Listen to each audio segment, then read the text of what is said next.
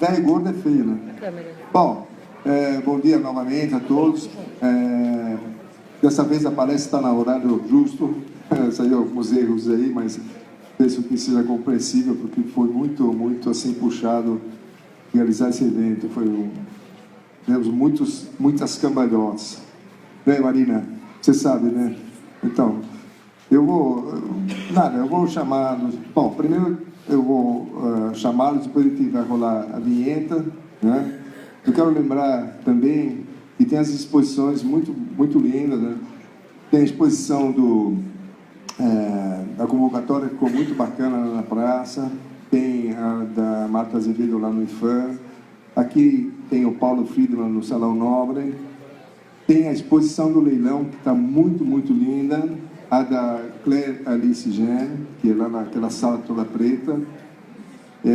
Vale a pena dar um rolê por aí. E nesse momento também está acontecendo lá no campo de futebol, na entrada da cidade, uma instalação que o Nilo Biasetto, da Escola Portfólio de Curitiba, vai fazer um collage com 64 retratos, para dar brilho aquele muro cinza, né, feio, né?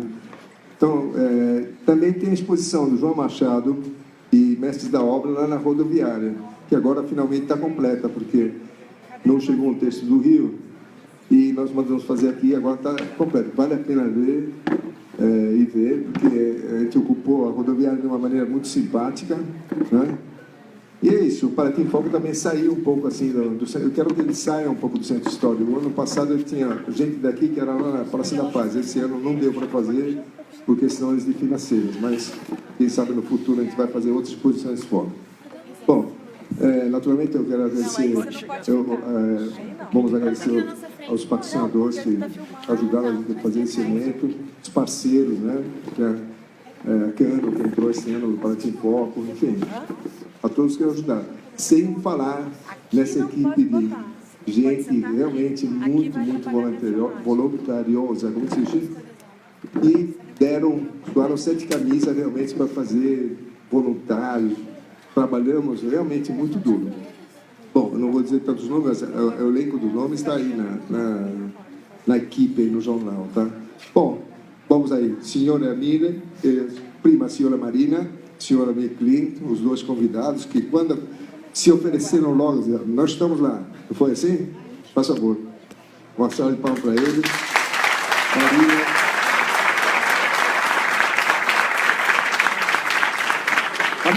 Vem. Vou chamar ela. Não. Então, eles desde que surgiu o Paraty em Foco, logo depois do primeiro, eles sempre foram parceiros, né? A gente foi batalhando junto. Então, ele já deu 2 palestras, se não me engano, aqui, né? E dessa vez eu achei bacana ter a palestra Almir e Marina. Eu acho os dois juntos bem bacana, tá? Então, tá aí. Faz favor, se acomode, tá? Eu vou dar... Você tem o teu microfone, você quer ficar direito? Quer ficar aí? Tá bom. Vou dar o microfone para você, vou rodar a vinheta. E é o seguinte, não tem mediadores. Vocês vão ser um mediador do outro. Eu acho até bacana isso aí, tá? Tá ok, desculpe, estou dando as costas para vocês, mas... Então tá, Amília, o microfone é teu. Tá. Boa palestra. Bom, eu queria agradecer a presença de todo mundo aqui. A gente acompanha a história do Paraty em Foco desde o comecinho. Oi? Eu sei. A vinheta agora. Tá. E a Marina vai falar primeiro, depois da vinheta. Ela chama e eu vou conversar um pouquinho com vocês. Tá, obrigado a todos. Obrigada. Agora a gente vai chamar a vinheta.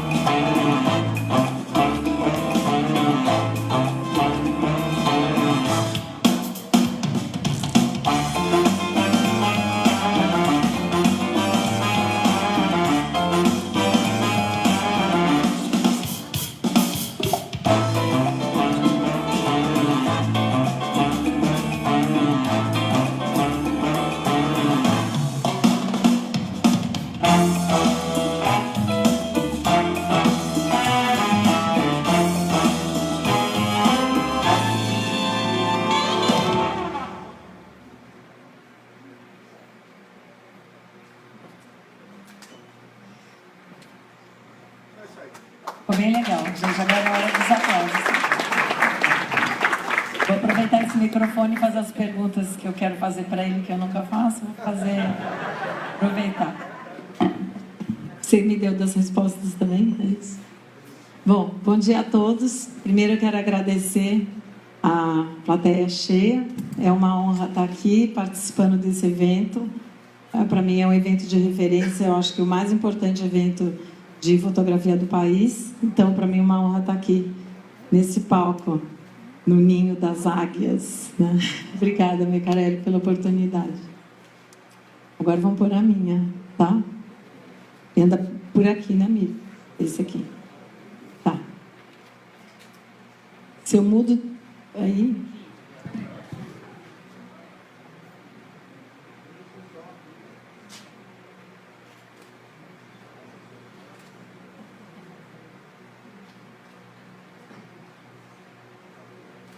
Bom dia a todos.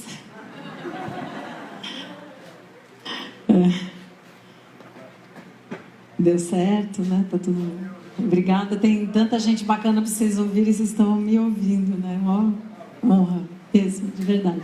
Bom, eu sou a Marina Klink. O Amir casou comigo, mas eu peguei o nome dele. Bom, vocês devem estar achando que eu estou aqui nesse palco porque eu sou casada com ele, né? Até o final vocês vão descobrir a verdade, eu acho. Bom, eu sempre gostei de fotografia. Desde pequena, meu pai revelava fotografias em casa. Naquela época, quando ele resolvia revelar, a gente não podia usar banheiro. Então, a gente tinha que pensar no banho antes dele, porque ele transformava o banheiro num laboratório. Mas era bem divertido ver aquela magia das imagens vindo, né, nos papéis. Eu achava sensacional. E eu fotografava, mas eu fotografava de uma maneira amadora. Eu fotografava porque eu gostava de fotografia. E quando era mocinha, assim, eu velejava, voava de asa delta e eu gostava de fazer esses registros. E eu fornecia os registros para os jornais da época e revistas, que eles não tinham esse sistema tão moderno como tem hoje. Então, eu ia lá na editoria, entregava, eles publicavam. Eu achava legal. Até que eu conheci o Amir. E ele disse assim: Marina, eu acho que você deveria ter uma experiência autêntica, uma experiência que fosse só tua, que você pudesse viver na intensidade. Foi quando eu decidi ir para a Antártica, em 1995, a bordo desse navio. Era um navio russo, e só eu falava português, não falava russo, mas tinha um grupinho de espanhóis e eu fiquei melhor amiga deles, porque eles sabiam, a gente tentava entender o que a tripulação dizia. Mas a gente teve a sorte naquela época, ir para a Antártica era mais ou menos como hoje a gente falasse assim: eu vou para Marte. Que era muito surreal ir para lá, mas eu consegui ir nesse navio. E a gente teve um verão muito assim, privilegiado. O navio foi navegando até o extremo sul da península, que é a meca das viagens polares. E quando a gente chegou lá, o grupinho de espanhóis, que é esse aqui do barco aqui, falou: vamos tentar pedir para o capitão para a gente desembarcar. E foi quando a gente desembarcou em terra firme, eles autorizaram, e quando a gente estava voltando para o navio, apareceu essa baleia, inesperadamente. E foi essa baleia que, de alguma maneira, me transformou. Porque quando a gente estava andando desse bote, a baleia começou a nos seguir, e ela vinha do meu lado sempre. A gente virava o bote, ela vinha do meu lado e punha a cara para fora assim. Falei: nossa, o que essa baleia quer comigo aqui? E aí, eles olhavam para mim e falavam assim: é com você, né? Porque a gente rodava o barco e ela rodava junto, assim. Talvez, né? Viu, amigo? Tá. Aí, o que era legal dessa história é que quando a baleia pôs a cara para fora, assim, uma das vezes, eu toquei no rosto dela. E quando a gente toca no rosto de um cetáceo desse tamanho, a gente se sente diferente. Eu acho que depois dessa experiência, ninguém aqui da sala voltaria para casa da maneira que foi. A gente não é mais o mesmo quando a gente tem um contato tão próximo com um animal tão grande e tão frágil. E esse animal, ele mudou a minha vida, mas eu não sabia como poder atender aquele chamamento, que eu entendi aquilo como uma tentativa de um contato, e ele buscava alguém que pudesse, de alguma maneira, passar adiante a importância da preservação, a importância do cuidado com a natureza. Mas eu não sabia como fazer isso. Na época eu fazia eventos, e foi até por isso que eu, num desses aqui como esse que vocês estão, que eu conheci o Amir, mas eu voltei para casa sem saber o que fazer com uma bagagem que eu tinha tido através daquele contato direto com essa baleia. Voltei para casa e entendi, com o passar do tempo, que o fotógrafo da natureza, que é a minha proposta, ele precisa saber se desconectar para poder se conectar com o que realmente importa. Quando a gente fala assim, eu fotografo a natureza, não existe essa coisa do Wi-Fi, do ter que compartilhar na hora, do imediatismo. A gente tem que ter muita paciência. E esse desconectar não é automático. A gente leva um tempo até entender como funciona. E é quando a gente se desconecta que a gente consegue penetrar assim, no lado mais oculto das coisas. A gente consegue entrar dentro da mata, busca outros olhares, está disposto a entender que, mais do que a fotografia, a gente está com o compromisso de compartilhar a nossa viagem. A gente está compartilhando uma experiência que a gente está tendo. E lembrar que, às vezes, são poucas as pessoas que podem estar no nosso lugar. Então, a gente tem aquela missão de levar as experiências para frente. A gente busca novos horizontes também. É claro que o mundo da natureza é um mundo hostil, não é assim como fazer uma foto, não sei, não é muito simples. O estúdio, uma coisa, a gente controla a situação, mas a natureza, a gente está sempre exposto às intempéries que vão surgir, que a gente não estava preparado. A gente enfrenta muito calor, lugares que não tem recurso. A gente passa muito frio, congela os dedos, congela o equipamento. Tem aquelas fotos que a gente nunca fez, porque não dá para fazer, não é porque a gente não quis, mas a gente tem aquela recompensa pela exposição, por estar sujeito a estar num lugar assim. A gente tem que ter o olhar atento, tem que ter amor pelo que a gente faz e por aquilo que a gente está enxergando. Às vezes a gente tem que ter paciência, mas às vezes a gente tem sorte.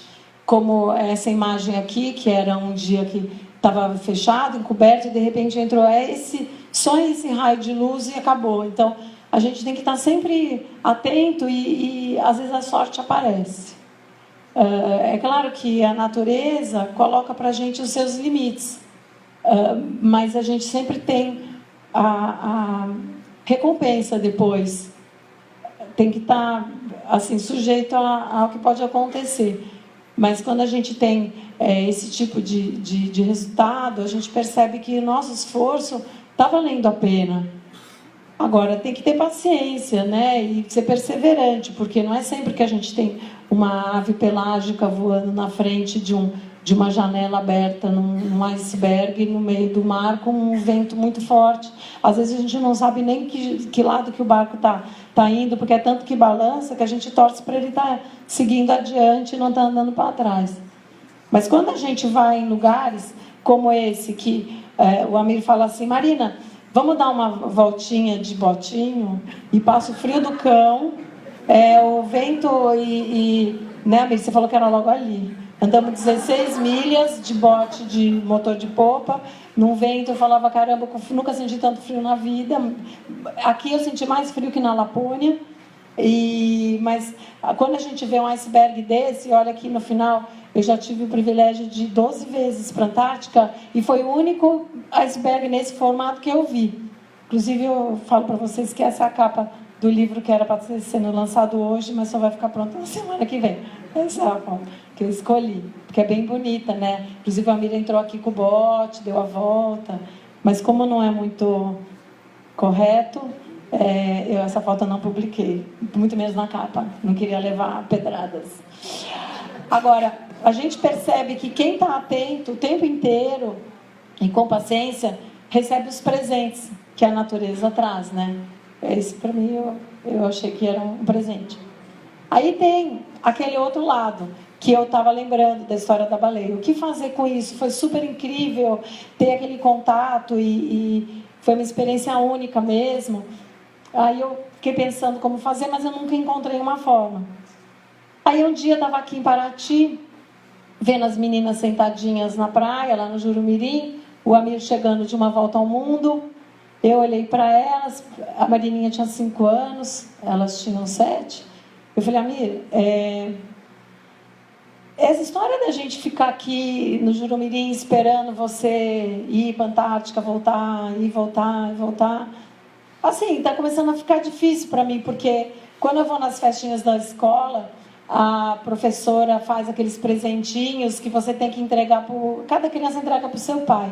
E é muito difícil estar na escola, talvez aqui alguém, assim, mãe que não tem o pai tão presente, ou mesmo pai que não tem a mãe presente, é muito difícil quando você está com criança, você está na escola, a criança fala assim, agora é o momento de entregar o presente para o pai. Aí você fala assim, o pai está na Antártica e tal. Aí a filha fica procurando o pai na multidão, não acha, aí você abre o braço e fala, pode dar para mim. Aí fica aquela coisa escrito, para o meu querido papai. Aí você fica com aquele negócio, a filha fica frustrada. Aí eu falei, você quer saber, Amília? Eu acho que tem uma forma da gente solucionar.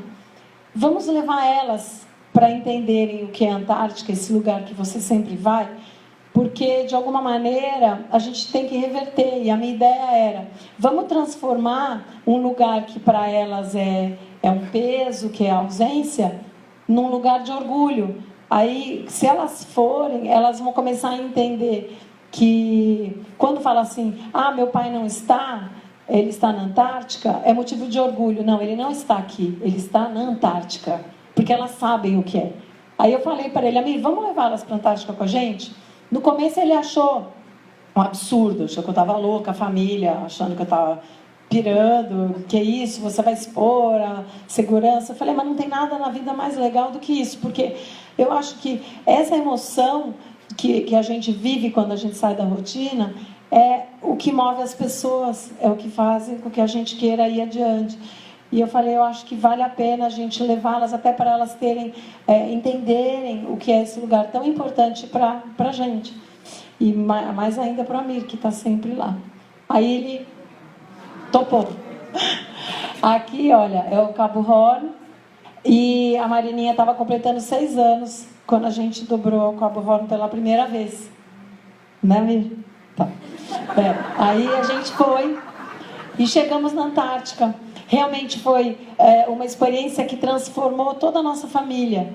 Porque quando a gente se sujeita a colocar a família da gente dentro de um barco, a gente descobre os talentos que a gente tem em casa, a gente aprende a amar os defeitos, a entender as limitações de cada um, e a gente pode ensinar muito mais do que a gente imagina, e a gente aprende muito. Mesmo que sejam pequenininhas, a gente acaba aprendendo muito. E eu continuei registrando a viagem, e entendi nessa imagem que a fotografia tem o compromisso de congelar um momento. Essa imagem nunca mais vai acontecer. E não é porque a gente está em cima de uma pedra de iceberg e esse iceberg já não existe mais. Ele já derreteu. Mas é porque o tempo passa. E as menininhas agora já estão com 19 anos, estão com a vida delas, né, tocando outras coisas. E esse momento é uma das sintonias, dos entendimentos que eu tenho, de que o compromisso da fotografia é congelar um instante. Assim, um instante de muita felicidade para a gente.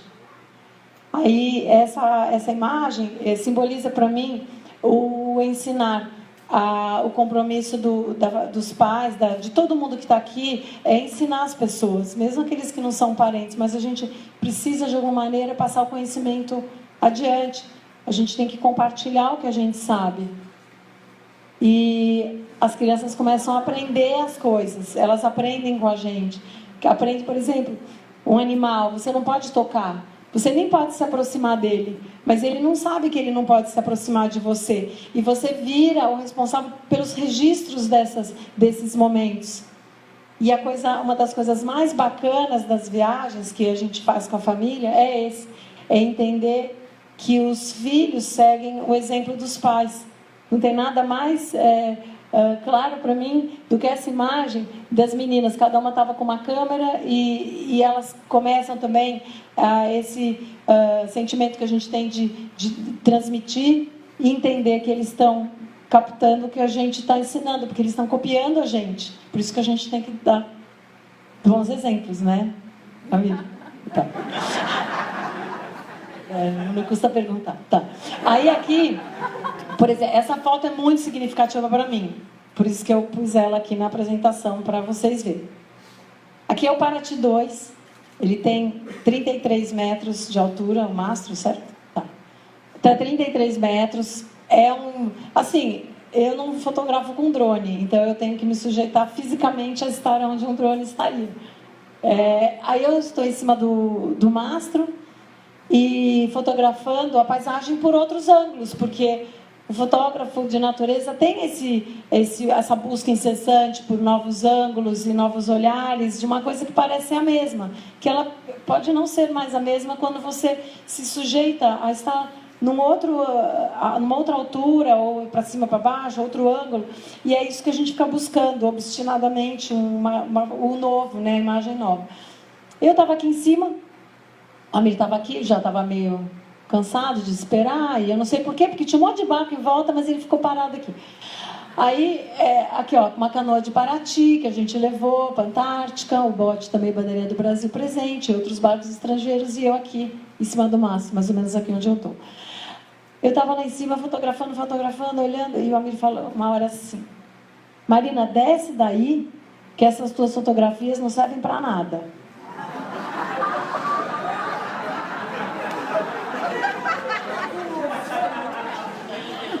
Eu fiquei bem sem graça. Na verdade, eu chorei. Daí, em vez de descer logo como eu pretendia, eu fiquei muito mais tempo, porque eu não queria que ele me visse chorando. Aí eu fui ficando, aquilo foi acabando comigo. Aliás, aquilo já tinha acabado comigo. Você tinha que chorar agora, esse era o sketch.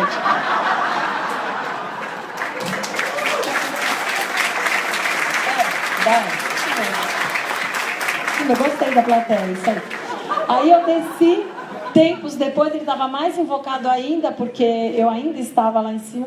Quando eu desci, eu resolvi tirar as fotos da gaveta e entendi que aquelas fotografias que eu estava tirando de verdade, elas não serviam para nada. Até a hora que eu publiquei meu primeiro livro. Aí eu entendi que a gente... eu acho que hoje, nessa era digital, a era do telefone celular, todo mundo é fotógrafo. A gente vai para a rua, todo mundo está fazendo foto, selfie, ângulo e tal, tirando foto do cachorro, né? Mas, assim, o que muda nessa história toda é exatamente aquilo que o Amir falou. É aquilo de não servir para nada. Esse monte de foto que a gente tira o tempo inteiro e que nunca mais vai ver. Que a gente entope a memória do celular. Não sei se eu estou mentindo, algum de vocês está... Comenta sempre, tá? Os HDs entupidos, o computador trava porque não tem mais memória, a gente tem que ficar comprando HD externo. E, na verdade, o Amir, daquele jeito dele, ele acabou falando a grande verdade.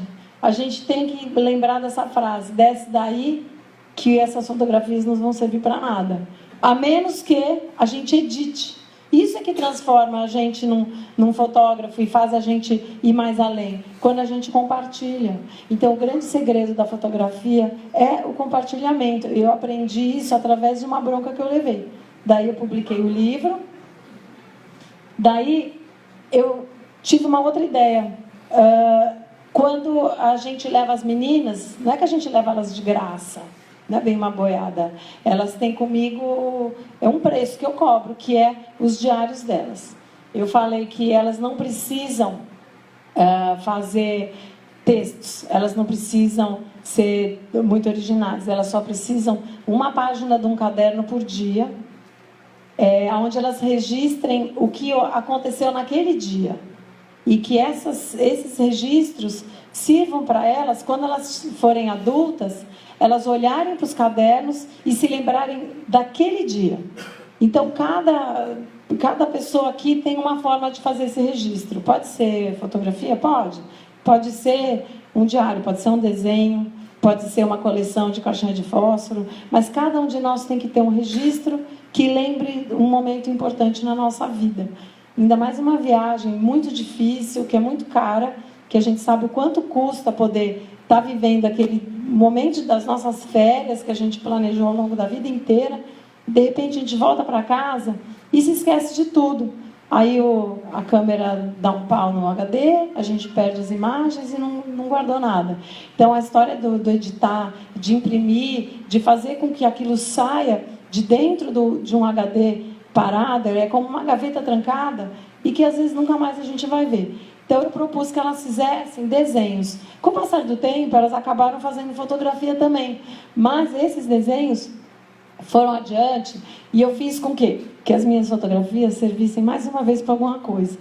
Eu fiz com elas uma apresentação sobre o que elas tinham aprendido numa viagem para a Antártica e elas passaram a apresentar na escola. Olha, a gente conheceu esses bichos, a gente foi nesse lugar, parou o barco, e aí a gente percebe que a fotografia vai navegando por dentro do inconsciente das pessoas, que a gente vai formatando a imagem, formatando a memória, formatando uma forma de ver o mundo.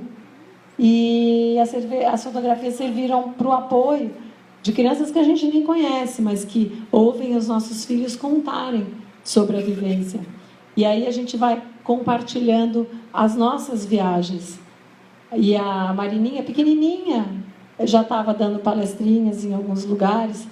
E a gente cria uma ponte invisível entre a natureza e as pessoas que veem a nossa fotografia.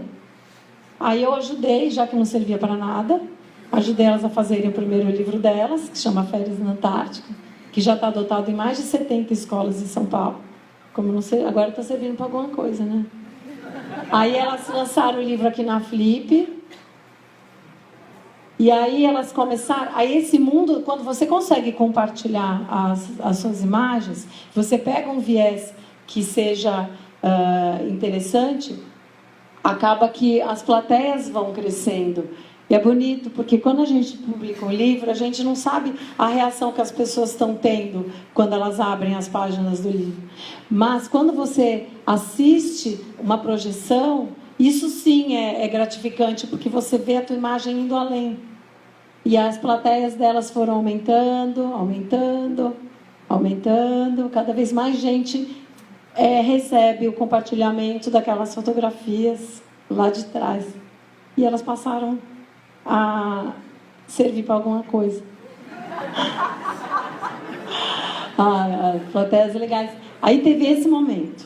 Esse momento é o seguinte: uma dessas vezes que elas foram apresentar as fotos numa escola, porque elas contam as experiências usando as fotos, os registros que eu fiz como uma base, né, para as histórias delas. E a gente entrou numa escola, eu vi essa menininha olhando um painel que os alunos fizeram, aonde cada desenho desse foi inspirado em uma das fotografias que eu tinha feito, que foram usadas no livro. E aí a menininha olhava tão atentamente que eu entendi o seguinte, que é lógico que eu gostaria que todo mundo aqui pudesse ir até a Antártica, mas nessa imagem eu entendi que eu não precisei fazer isso, porque eu consegui trazer a Antártica para dentro da sala de aula. E esse desenho foi o máximo.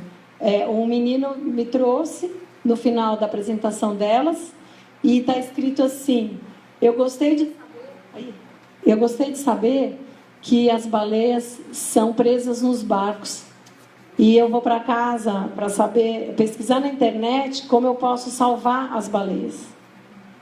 Não sei se para vocês isso fez sentido com aquela primeira experiência minha, que eu acho que no final, quando a gente consegue fechar um ciclo assim, de que eu alcancei o meu objetivo, na verdade, que era aquela missão que um dia eu recebi de fazer alguma coisa para salvar as baleias.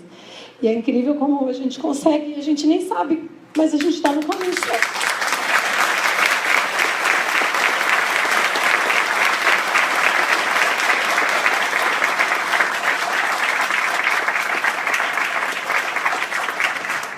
E a fotografia é isso, é quando a gente consegue tirar a emoção e ir além da moldura. E é o que eu estou fazendo. Aí, só para encerrar, é tão interessante essa nossa vida de fotografia, de ser fotógrafo, porque o fotógrafo é aquele ser invisível. Então a gente pega, por exemplo, a referência que as crianças, que eu não conheço, né, têm quando assistem a palestra das meninas, é essa. Essa aqui, olha a família Klink, ó. O Abi, olha lá, comandando, a Tamara, a Laura e a Marininha. E eu, na verdade, a gente é invisível mesmo. Eu estava atrás o tempo todo. Muito obrigada.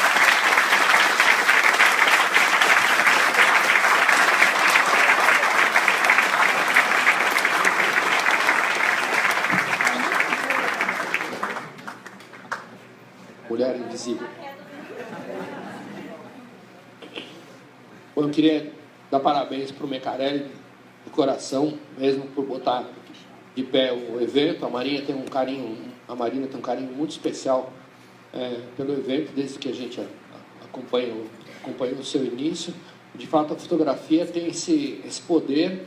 Então, ele convidou a gente para falar um pouquinho sobre a experiência de fotografar, a história da fotografia. E eu resolvi falar um pouquinho sobre um outro lado, sobre o quanto a fotografia induz a gente. Então, quando a gente vê uma imagem, uma história, um pedacinho de uma história, na verdade, a gente fica curioso pelo resto da história. E eu comecei a gostar da fotografia não pelas fotos que eu via, mas pelas imagens que eu imaginava que estavam atrás, às vezes, de uma imagem nem tão especial. Eu era apaixonado por esse barco, é um barco que passou várias vezes aqui por Paraty.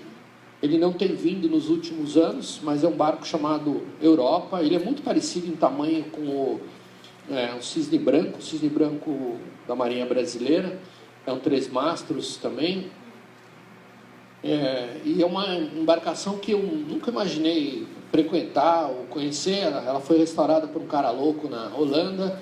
E ele usa esse barco, hoje ele está nesse momento na Antártica, ele descendo para lá agora, deve chegar na península por volta de fim de novembro, mas é um barco que viaja com voluntários e alguns passageiros. Para quem tem vontade de conhecer a região austral, é o meio de transporte mais barato hoje. O problema é que você vai com um tripulante ou pagante, mas você tem que ajudar nas manobras. Mas o fato é que a primeira vez que eu vi uma foto desse barco, eu fiquei alucinado com as histórias, imaginando o que eles podem ter passado. Imagina um barco com 27 velas, um barco de 110 anos de idade. Ele é irmão do estaleiro, o Europa, do Endurance. Eu tinha lido a história do Shackleton, a história do Nansen, do Scott, a corrida para o Polo Sul, a vitória de um país pequenininho e pobre contra uma nação pujante, poderosa e arrogante como o Reino Unido. Eram histórias absolutamente fascinantes. E essa foi a minha mais tênue conexão com esse mundo, foi vendo esse barco passar aqui, imaginando esses movimentos dos pinguins, imaginando essas colônias gigantes de pinguins-rei, não sei o quê. E aí acontece um momento mágico na vida da gente, onde a gente para de olhar a foto e a gente entra na foto. E o que eu posso dizer é que é muito legal. Não é fazer selfie, é entrar na foto. É fazer parte da foto. E quando a gente tem esse privilégio de fazer parte da foto, a gente percebe que, de repente, num instante, a gente vira protagonista, a gente vira parte do processo, a gente passa a ter uma visão diferente. E é uma visão muito mais real, muito menos maquiada, muito menos afetada. Eu sonhava com o dia em que eu pudesse um dia entrar nessa colônia. St. Andrews é a maior colônia da South Georgia de pinguins-rei, a segunda maior colônia do mundo, tem quase 1 milhão de pinguins-rei. O pinguim-rei é um bicho desse tamanho, não é que nem aquele outro pinguim da foto anterior, pequenininho. É um bicho impressionante. Só que quando você tem esse privilégio de estar na foto, de estar no lugar, você enxerga tudo de um jeito diferente. E aí que eu comecei, de fato, foi no dia que eu vi essa foto que eu comecei a perceber o quanto foto é importante. A foto é importante por não contar toda a realidade. É importante por mostrar só um pedacinho. E a primeira coisa que essa foto não conta, quando você está no meio de 1 milhão de bichos desse tamanho, no dia de sol e faz calor nesse lugar, por incrível que pareça, o que essa foto não mostra e não conta é o cheiro. É um cheiro animal, é infernal. Eu nunca vi um cheiro tão terrível na minha vida. 1 milhão de pinguins fazendo cocô no mesmo lugar. É um rio de esgoto que passa embaixo dos seus pés. Mas você não vê o chão de tantos pinguins que tem. E a gente fica semanas embriagado. A gente fica essas semanas tenso também, porque o lugar é ruim de chegar. Não tem onde ancorar o barco, tem onda grande. Na descida de botinha a gente vai pegar surf misturado com gelo, com pinguim, com o esgoto que sai da praia. A gente está o tempo inteiro tenso, mas quando a gente vai embora desse martírio, a gente morre de saudades. Morre de saudades. Então não vejo a hora de poder voltar para esse lugar. A gente tem usado nos últimos anos o Paraty 2, que é um barco que ele infelizmente não está agora aqui em Paraty. Nesse momento ele está a caminho de Recife. A gente vai levar ele para Fernando de Noronha daqui uma semana. Mas é um barco que simboliza um pouquinho de tudo que eu gosto num barco. Ele é um barco que tem muita autonomia, ao mesmo tempo ele é muito simples, e ele foi inspirado em embarcações não muito convencionais. A gente usou um pouquinho de conhecimento de quem navega, de gente experiente, engenheiros navais, mas a gente usou também um outro tipo de engenharia que eu gosto muito, que é a engenharia de quem depende do que faz para viver no mar. É a engenharia desses geniais gênios de engenheiros que não têm dentes, nem são alfabetizados, nem foram para a escola, mas têm uma quantidade de conhecimento e de experiência muito grandes. E a gente sempre gostou de levar uma canoinha. Essa canoinha da Marina é uma canoinha de Guapuruvu, daqui de Paraty, que já foi várias vezes lá para a região antártica, faz muito sucesso. E a gente acabou fazendo entrar na foto junto com a Europa, depois de tantas viagens, o Paraty 2, que acabou virando a nossa casa. Hoje a gente não tem mais uma casa aqui em Paraty, a minha casa está praticamente em ruínas, não tenho a menor vontade de arrumar ela, não tem jardineiro, lá nosso jardineiro se chama Deus, ele não tem vindo no serviço, mas é bom, é muito mais legal o barco sem querer acabou virando o lugar onde mais a gente gosta de ficar, porque ele é uma espécie de máquina